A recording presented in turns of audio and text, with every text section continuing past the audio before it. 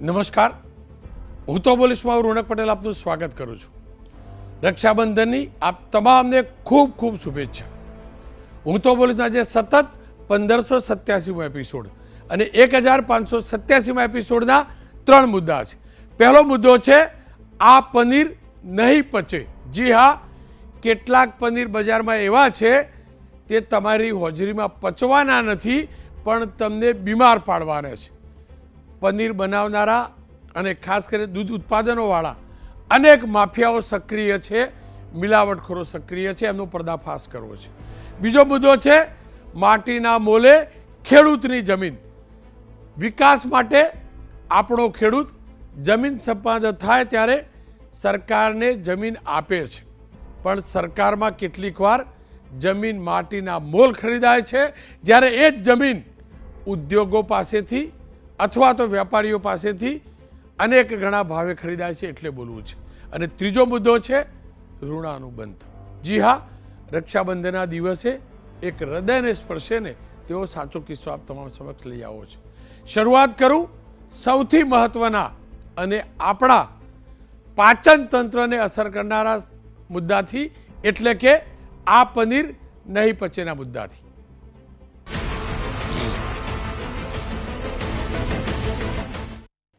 છેલ્લા કેટલાક સમયની અંદર પનીરનું ઉત્પાદન પણ વધ્યું છે, વપરાશ પણ વધ્યો છે, અને એની જ સાથે નફાખોરોએ મિલાવટી પનીર બનાવવાના ધંધા પણ શરૂ કર્યા છે. માત્ર પનીર જ નહીં, દૂધ હોય કે દૂધના ઉત્પાદનો, એની અંદર મિલાવટખોરીના અનેક કિસ્સા સામે આવે છે. અને હવે તો તહેવારોની સિઝન છે એટલે સ્વાભાવિક રીતે જ દૂધ ઉત્પાદનોનો વપરાશ વધવાનો છે. દૂધમાં મિલાવટ, માવામાં મિલાવટ, પનીરમાં મિલાવટ, ચીઝમાં મિલાવટ, ઘીમાં મિલાવટ, અને એટલે સતર્ક રહેવું જરૂરી છે. આજે વાત પહેલી પનીરની કરવી છે. વિજાપુર, મહેસાણા જિલ્લાના વિજાપુરની અંદર નકલી પનીર બનાવનારી એક ફેક્ટરીનો પર્દાફાશ થયો છે. સામાન્ય રીતે પનીર દૂધમાંથી બને છે, દૂધને ફાડવામાં આવે છે અને એમાંથી પનીર બનતું હોય છે. પણ ડિવાઇન ફૂડ નામની આ ફેક્ટરી ઉપર રાજ્યના ફૂડ એન્ડ ડ્રગ્સ વિભાગે છાપેમારી કરી તો અહીંયા દૂધ ઓછું અને પામોલિન તેલ વધુ જોવા મળ્યું છે. એટલું જ નહીં, અહીંથી એસિટિક એસિડ જે નેચરલ હોવું જોઈએ, ઇન્ડસ્ટ્રીયલ ન હોવું જોઈએ, એ મોટી સંખ્યામાં એસિટિક એસિડ બન્યું છે. એટલે કે પનીર દૂધના સ્થાને અથવા તો દૂધ થોડું અને એની જગ્યાએ પામોલિન તેલ અને ઇન્ડસ્ટ્રીયલ ગ્રેડના એસિટિક એસિડથી બનાવવામાં આવતું હતું.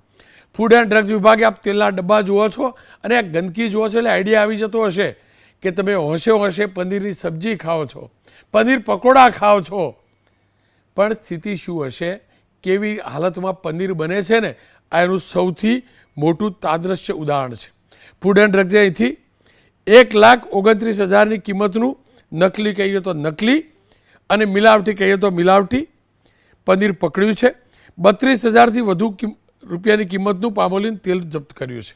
અને હું ફરીથી કહું છું, નકલી શબ્દ એટલે ઉપયોગ કરું છું કે આ દૂધમાંથી એટલે કે પ્યોર દૂધમાંથી બનેલું પનીર નથી, એમાં પામોલિન તેલ મિલાવવામાં આવતું હતું. આ સમાચાર આવ્યા બાદ આ પનીર માફિયાઓની દાદાગીરી જોજો. ફૂડ એન્ડ ડ્રગ્સ વિભાગે છાપેમારી કરી, એબીપી અસ્મિતા સહિત માધ્યમો પાસે સમાચાર પહોંચ્યા.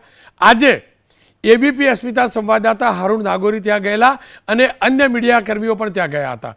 તો આ કંપનીનો માલિક, આ ફેક્ટરીનો માલિક, આ માફિયા, આ પનીર માફિયાએ રીતસર દાદાગીરી કરી. દિનેશ નામનો આ વ્યક્તિ જુઓ છો, એની આ દાદાગીરી જુઓ તમે. મીડિયાના માઇક તોડ્યા, વાયર ખેંચ્યો, કેમેરો તોડ્યો, હુમલો કરે છે. આ નફ્ફટ નાલાયક મિલાવટી પનીર તો બનાવે જ છે, પણ આ ગુંડો છે, ગુંડો, આ ગુંડો છે, આપ જોઈ શકો છો. એનાથી વધુ વિકૃત છે. એક મીડિયા કર્મીના શરીર ઉપર એને બચકું ભર્યું, એટલામાં સમજી શકો છો કે બચકું કોણ ભરે. એટલે આ વ્યક્તિની વિકૃતતા તમે સમજી શકતા હશો. એક તો પનીરના ફોર્મેટને વિકૃત બનાવ્યું અને એની વિકૃત માનસિકતા છે, વિકૃત માનસિકતા છે.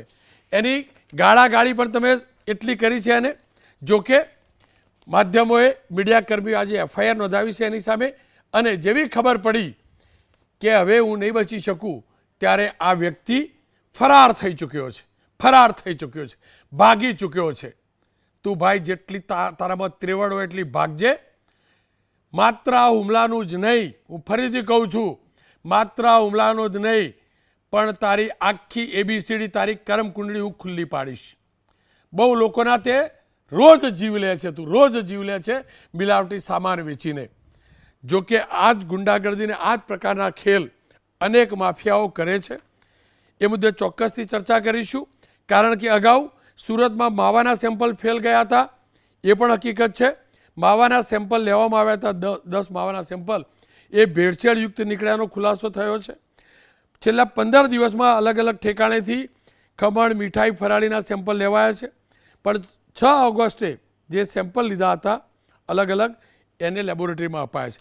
બનાસકાંઠામાં ઓગસ્ટ મહિનામાં 2 ઓગસ્ટ એટલે કે આ મહિનામાં જ ડીસામાંથી શંકાસ્પદ ઘીનો જથ્થો મળ્યો હતો અને 270 કિલો જથ્થો જપ્ત કરાયો છે, 1,67,000ની કિંમતનો.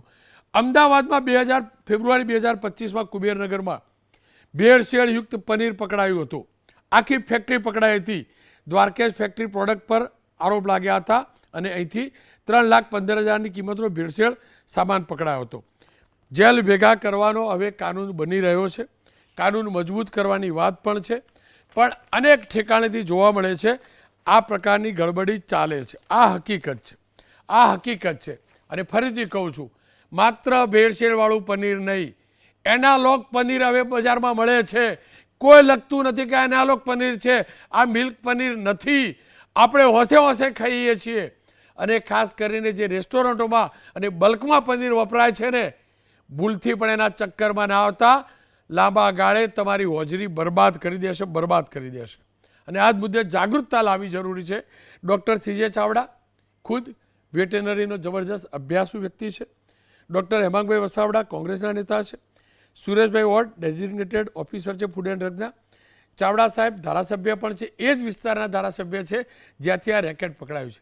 ચાવડા સાહેબ, આપ તો વેટેનરી ડૉક્ટર હોવાના નાતે જાણો છો મિલ્ક અને મિલ્કના પ્રોડક્ટને.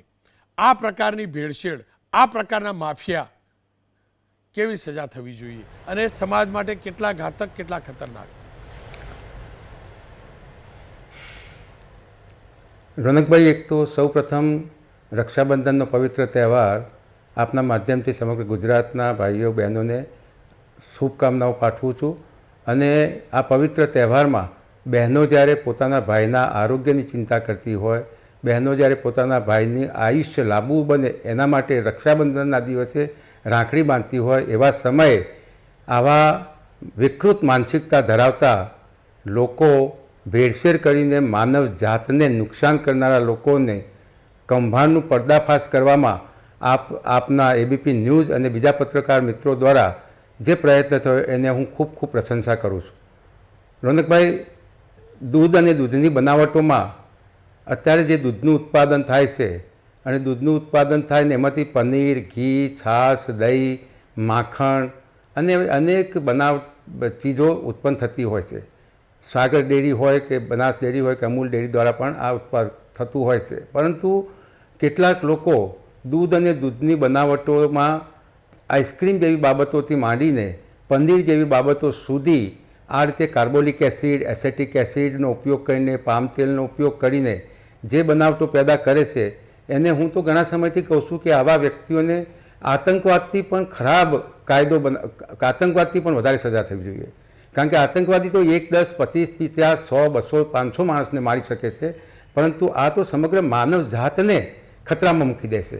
અને સમગ્ર માનવ જાતને આજે આપ જુઓ છો રોનકભાઈ, 25 વર્ષના યુવાનને હાર્ટ એટેક આવે, 25 વર્ષના યુવાનનું પાચનતંત્ર બગડી જાય, લીવર બગડી જાય, 25 વર્ષના યુવાન દીકરો દીકરી આજે કેન્સરથી પીડાય. એનું કારણ બીજું કંઈ નથી, આ કારણ છે. આજે ફરફરાદીમાં, બનાવટોમાં, દવાઓની બનાવટોમાં આવા જે નકલી બનાવટો કરનારા લોકોની જે રાફડો ફાટ્યો છે, એમાં આપે જે પ્રયત્નો કર્યો છે એ ખરેખર પ્રશંસાને પાત્ર છે. અને આવા લોકોને ફક્ત પોલીસ કેસ કરીને કે ફક્ત એમનો સીઝ માલ કર્યો છે જપ્ત કરીને જ નહીં, પરંતુ એવા લોકો કેટલા સમયથી આ ધંધો કરે છે એના ત્યાં ઇન્કમ ટેક્સવાળા, સેલ ટેક્સવાળા, પોલીસ તંત્ર દ્વારા હુમલો થયો છે એટલે બીજો ગુનો, અને એને તો મારી નાખવા સુધીના પ્રયત્નો કર્યા છે. એવી વિકૃતતા આ વ્યક્તિને દેખાય છે.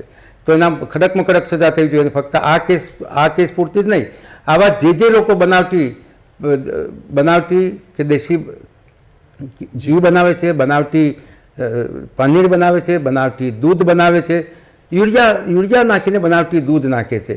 આ લોકોની માનસિકતા તો કેટલી ખરાબ, ભયાનક કહેવાય. જે રાક્ષસી આસુરી વૃત્તિઓ ગણાતી હતી, યા બીજું કંઈ નહીં, આસુરી વૃત્તિવાળા લોકો ગણાય.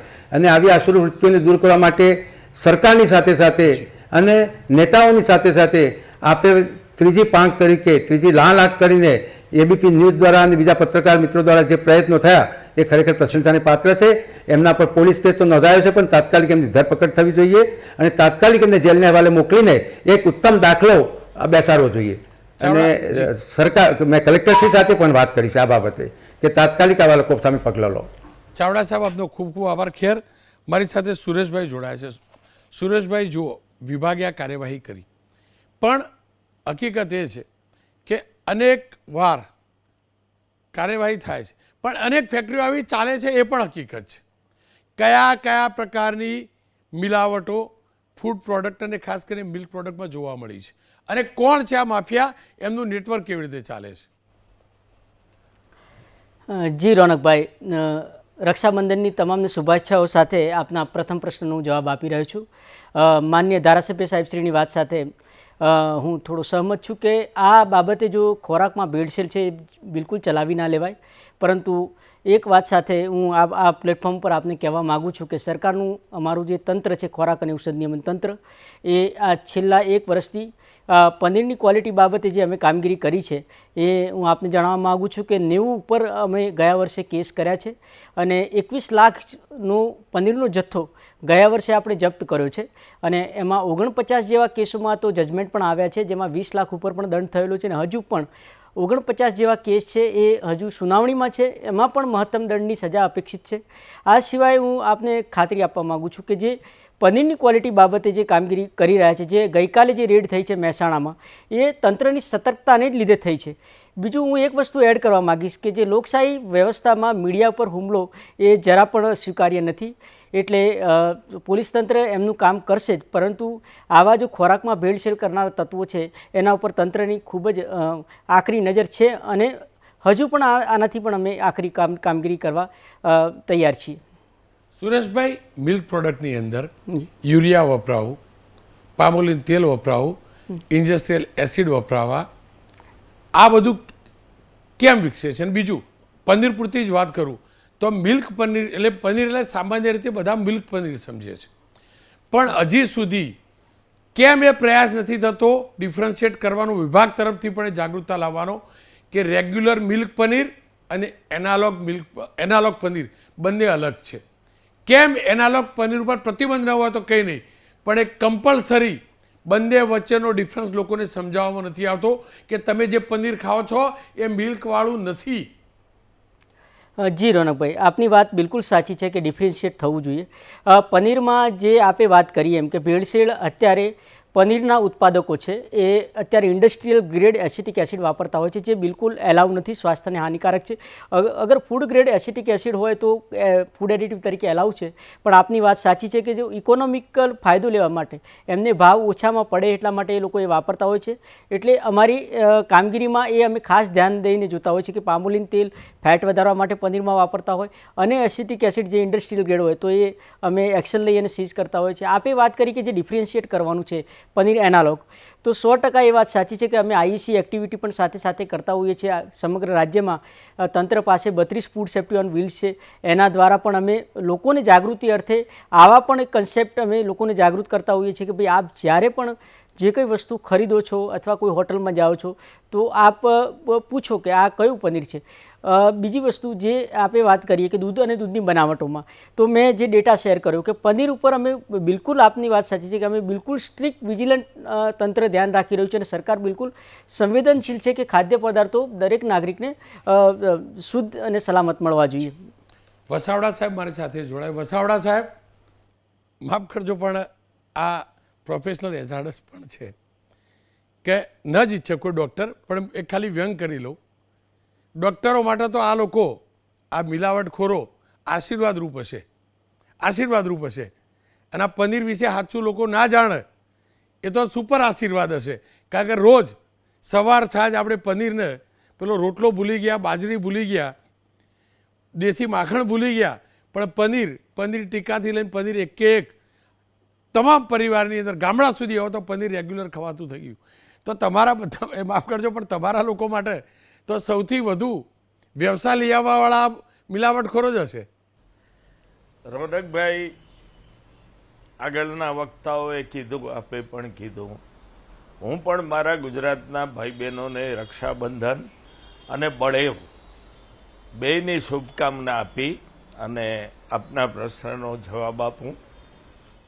આપે વ્યંગમાં વાત કરી, ખૂબ સરસ વાત કરી, પણ કમનસીબે આ વાત સાચી છે.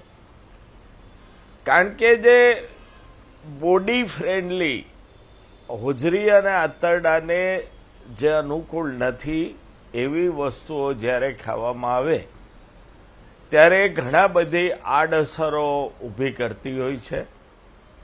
એટલે આજે ફૂડની મિલાવટવાળા લોકો છે એ ક્યાંક ને ક્યાંક દર્દીઓને માંદા પાડે અને ડાક્ટરોને ફાયદો થાય.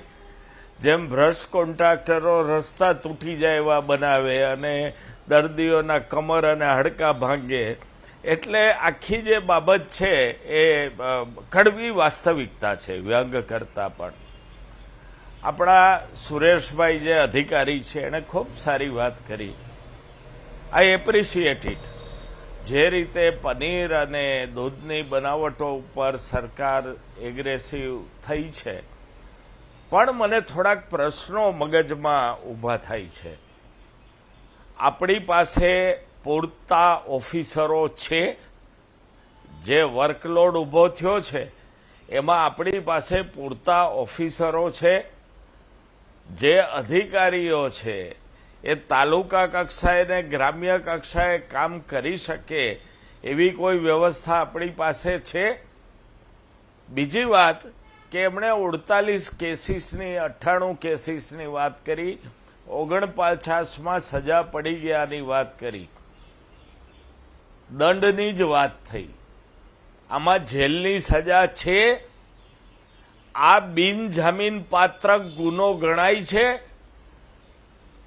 જો નથી તો આટલી વસ્તુ સરકારે સુધારવી જરૂરી છે. કારણ કે નિયમન માત્ર મોટા શહેરોમાં થાય, મિલાવટ બનાવટ અથવા જે કાંઈ પ્રશ્નો છે એ તો તાલુકા કક્ષાએ અને ગ્રામ્ય કક્ષાએ પણ આવી પ્રવૃત્તિ થાય છે. તમે ત્યાં લગી તંત્ર ફેલાવી શક્યા? અને બીજી બહુ અગત્યની વાત આજ આપના માધ્યમથી કરી દઉં કે જે ભેળસેળ વિરોધનો કાયદો છે એમાં ઘણા બધા છીંડા છે અને લાંબે ગાળે આવા હરામખોર તત્વો આ કાણાઓનો લાભ લઈ, બારીઓનો લાભ લઈ અને નીકળી જતા હોય છે. મારી સરકારને આપના માધ્યમથી વિનંતી છે કે તાત્કાલિક વિદ્વાન પેનલ બેસાડી અને આ બધી બારીઓ બંધ કરવી જોઈએ.